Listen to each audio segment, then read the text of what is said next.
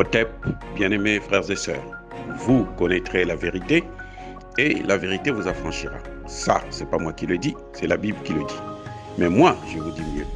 Vous connaîtrez la vérité historique, notamment celle de vos ancêtres kémites, et vous aurez une vision globale de ce que c'est que la vraie souveraineté politique.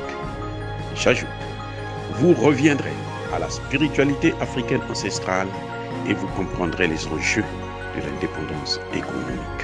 Et pour terminer, vous accepterez votre identité culturelle kémite et vous obtiendrez deux choses.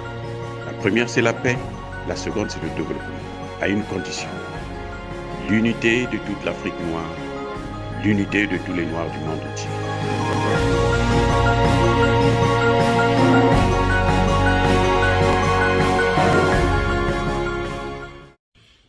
Otep à tous, bienvenue sur la chaîne des panafricanistes.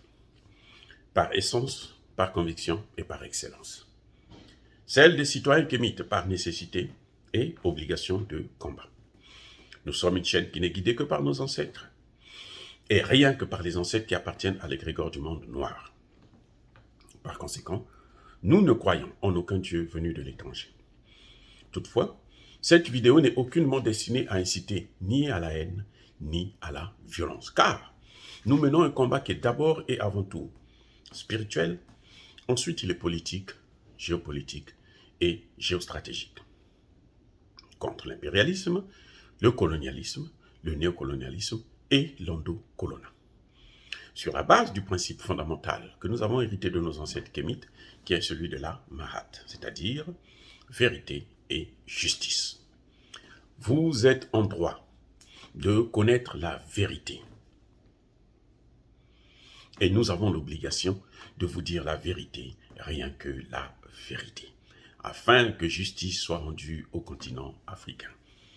Et ça, c'est notre modeste contribution dans cette noble lutte en faveur de la souveraineté, la dignité et l'unité africaine. Ça, c'est ce qu'on appelle le panafricanisme. Bien-aimés frères et sœurs, nous allons vous parler de façon très lapidaire des élections législatives au Congo-Brazzaville. Cette fois-ci, j'étais sur place. J'ai vu comment se passe la campagne. Et je n'avais que des larmes pour pleurer. C'est triste à pleurer. Ce qu'on appelle élection. Ce qu'on appelle campagne électorale. J'ai passé plusieurs jours dans ma région et à Pointe-Noire. J'ai passé plusieurs semaines à observer le processus de candidature et les candidats. C'est malheureux.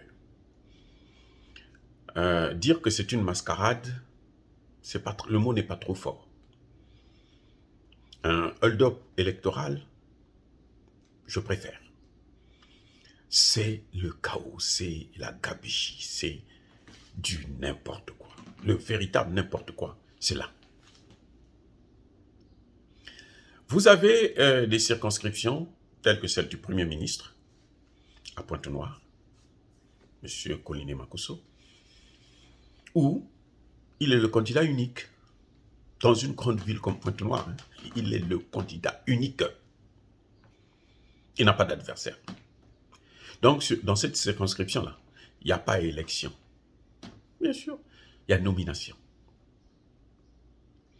Et juste à côté, dans une autre circonscription, qui est juste mitoyenne, que se passe-t-il? Il y a 10 candidats. Une dizaine de candidats. C'est une comédie. Je crois que, je ne sais pas, peut-être qu'ils n'arrivent plus à tricher, ils ont peur de tricher, mais c'est horrible. Quand je suis allé chez moi, même dans mon fief, dans mon village, là où j'ai grandi,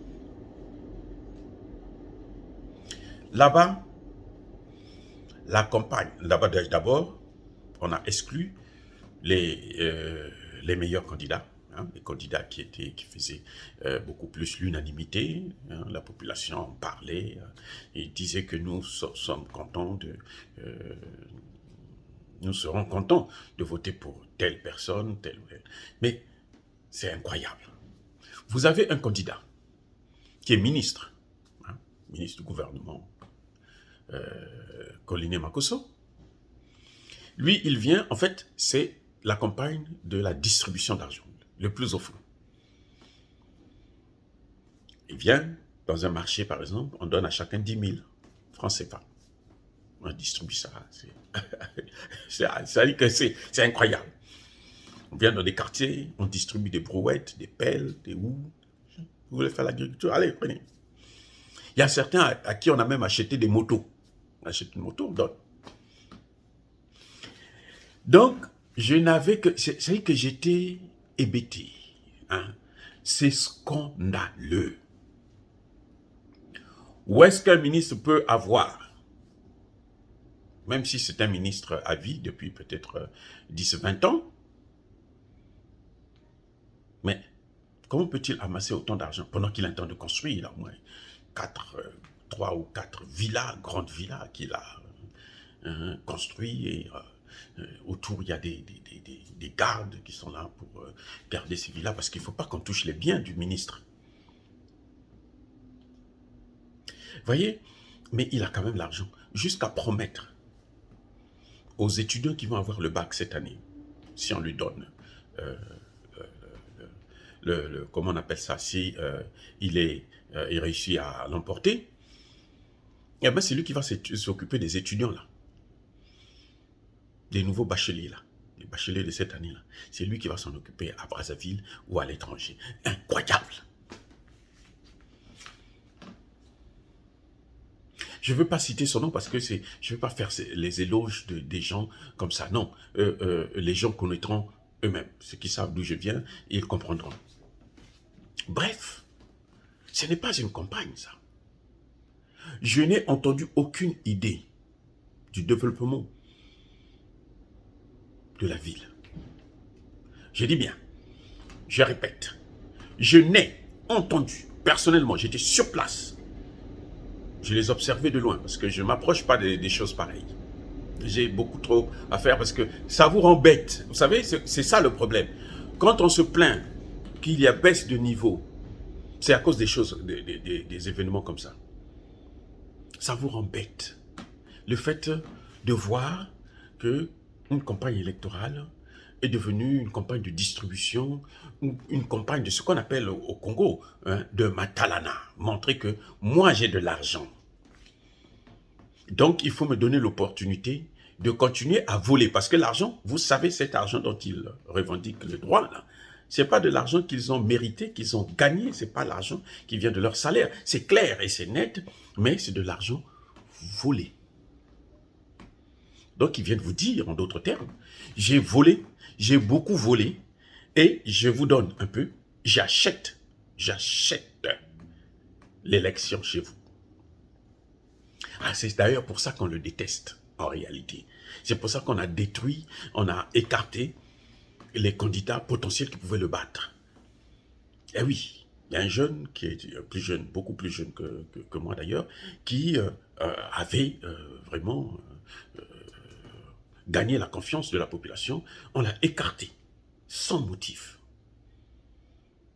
Parce qu'on savait que les gens ne voulaient pas de ce monsieur, puisque la première fois qu'il avait été élu, imaginez-vous, un homme qui est élu, il passe 5 ans, il ne met pas pied dans sa circonscription. Et quand on lui reproche cela, il dit, moi j'ai acheté l'élection, j'ai acheté vos voix. Taisez-vous, achetez vos voix. Ce sont les 5 000, les 10 000, les 2 000 qu'il donne aux gens. Eh oui, c'est ça le problème. Est-ce que vous allez me dire que ça c'est lui-même qui sort, qui parle, qui dit, j'ai acheté l'élection. Et les gens se sont sentis frustrés.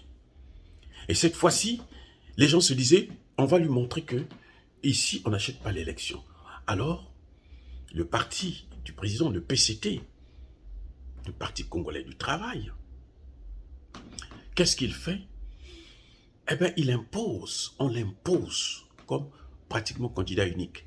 Il y a un autre qui est là, qui ne fait pas le poids du tout parce qu'il n'a pas assez d'argent. Parce qu'en fait, l'élection, c'est l'argent. Plus vous avez l'argent, plus vous pouvez probablement être élu. Mais même si vous avez l'argent, il faut d'abord avoir obtenu l'aval du PCT. Eh oui, s'il n'y a pas l'aval du PCT, vous avez peu de chance. Si vous avez la chance d'être candidat, vous avez peu de chances de gagner. Et c'est d'ailleurs même impossible pour vous de le gagner. Donc voilà ce qu'on appelle élection au Congo.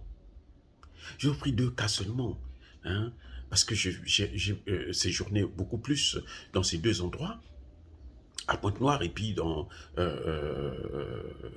ma ville natale. Mais c'est horrible ce que j'ai vu. Je vous dis, je suis docteur en sciences politiques. Je l'ai entendu. Je me disais, bon, c'est pour la première fois que je suis là pendant la période de la campagne. Je veux moi-même essayer de voir les affiches et autres. Vous voyez, c'est-à-dire qu'il n'y a rien qui peut vous laisser réfléchir. C'est-à-dire que ça vous embête. J'étais frustré. Hein? Je me suis dit, non. Écoute, j'ai demandé à ma femme, on n'a pas le temps à perdre ici. Allons-y, repartons. Parce que ça vous rend bête, ça vous rend idiot. Vous n'avez pas d'idée, hein, vous n'avez pas de débat où vous avez 2 candidats ou 3 candidats qui s'expriment et chacun vous donne ses orientations, comment il va gérer son mandat. Non, il n'y en a pas. C'est qu'est-ce qu'il faut faire, qu'est-ce qu'il faut donner. Et la population aussi est en train de se transformer en une population de mendiants. Alors que ce sont eux les détenteurs du pouvoir. C'est ça qui est terrible. C'est devenu des pauvres mendiants.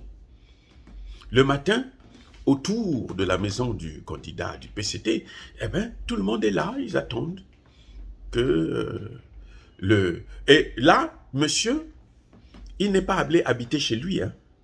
Il est venu habiter à côté du centre, au centre-ville même, dans ce qu'on appellerait le centre-ville, hein, à côté au marché même de la ville, de telle sorte que tous ceux qui vont au marché ont la possibilité de passer vers lui, de venir prendre une partie d'argent. Comme ça, ils vont faire leur marché ce jour-là. Et après la campagne, c'est fini, il disparaîtra comme d'habitude, et puis vos problèmes resteront là. Donc, on a transformé la population en de simples mendiants, de simples spectateurs.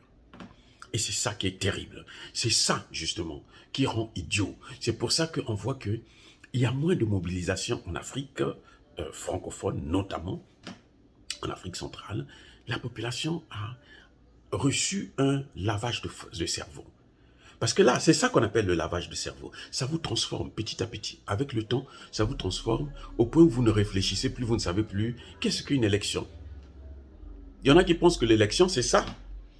C'est que le candidat doit venir distribuer l'argent. Pas venir vous présenter des idées. Il vient vous distribuer de l'argent. C'est tout. Il vient vous partage, donne des bonbons. Ça suffit. Il vient, il vous achète la bière. Quand il vient le soir, dans un lieu public, un bar, on achète la bière à tout le monde. Et puis bon, ça y est, c'est ça la campagne électorale. Non. Vous voyez comment on transforme une population. Et après 20 ans, 30 ans, dans un système comme celui-là, cette population-là sera irrécupérable ou difficilement récupérable. Eh oui. Mais dire cela, c'est inciter à la haine ou à la violence. Non. Nous sommes une force tranquille. Yaba Kolerve, Yamalembe. Soyez bénis par le Dieu des Kémites. J'ai dit et j'assume.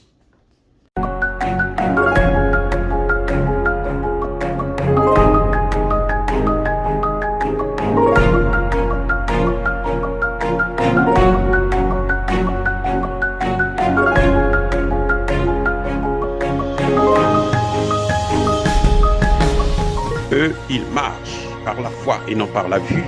Mais moi, je vous conseille vivement de marcher par la connaissance scientifique et historique, notamment celle de nos ancêtres kémites, par les 5 sens et par l'intelligence.